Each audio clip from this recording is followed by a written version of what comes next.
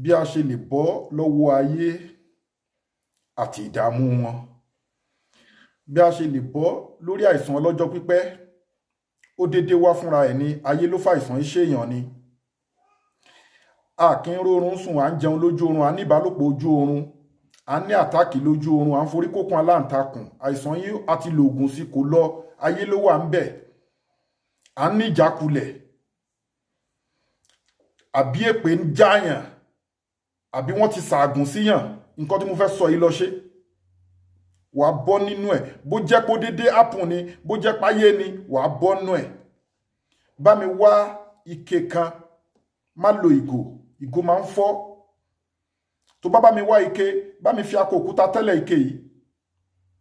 Wọ́n wá bá mi wá abẹ́rẹ́ ọ̀pọ̀rọ̀, abẹ́rẹ́ ta fi ránṣọ yẹn ọ̀pọ̀rọ̀ kó pọ̀ ẹni òye tó bá wù ẹ́, bá mi kó lé lórí. Natural stuff lélẹ̀ kì í ṣọ̀rọ̀ ẹbọ. Natural oògùn ìwòsàn ni mò ń sọ yìí. Akọ òkúta tó ti fi tẹ́lẹ̀ ike yẹn, wọ́n wá bá mi kó abẹ́rẹ́ ọ̀pọ̀rọ̀ lé lórí. Abẹ́rẹ́ ta fi ránṣọ yẹn òye kó lé lórí. Wọ́n bá mi wá owó ẹ̀rọ, ó dàbí owó ẹyọ báyìí ni, owó ẹ̀rọ. Wàá rà lọ́dọ̀ àwọn eléwé ọmọ, òye kó pọ̀, wàá dà lé orí abẹ́rẹ́ yẹn náà.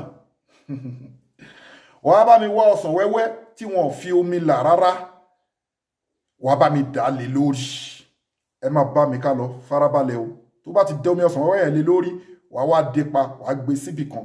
Gbọ́ fídíò yìí délẹ̀ kó má ṣe mistake o. Tó bá ti dé pa, gbé síbì kan. Síwájú kó tó ṣiṣẹ́ yìí àbí tó bá ṣiṣẹ́ yìí tán, nǹkan tó bá lágbára fi sákàǹtì àwọn ọmọ aláìní. Àkáǹtì nọ́mbà ní fáwọn ọmọ aláìní 0123214254. Àkáǹtì nọ́mbà fáwọn aláìní 0123214254. Global Dahiratu Dhikrlahi Islamic Organization, Wema Bank of Nigeria. Ẹ dẹ̀ má gbàgbé láti gẹ́ẹ̀tì product wa, à ń ṣe promo ẹ̀ lọ́wọ́ ní Nàìjíríà. All in one, ó ń wò more than 300 àìsàn ọlọ́jọ́ pípẹ́ ni, ó lọ́wọ́ ayé nú ni, ó lẹ́sẹ̀ ayé nú ni. 15,000 naira là ń ṣe. Egbògi láti India, láti China, láti Arab country lápapọ̀ síbẹ̀. Ó wà very effective. Àwọn èèyàn ń lò wọ́n dúpẹ́. Ọlọ́run jẹ́ kí wọ́n náà lè dúpẹ́ lé lórí.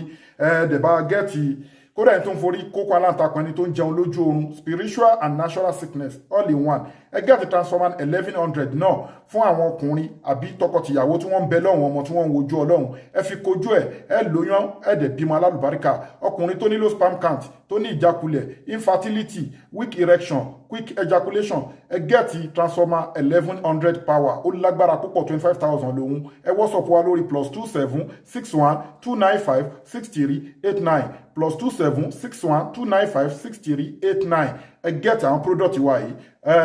Tó bá ti wá kíní tó wá dé yẹn, wàá máa bu kọ́ọ̀pù kan sínú omi ìwẹ̀, wàá dẹ̀ máa fi tẹnu láàárọ̀ kùtùkùtù bí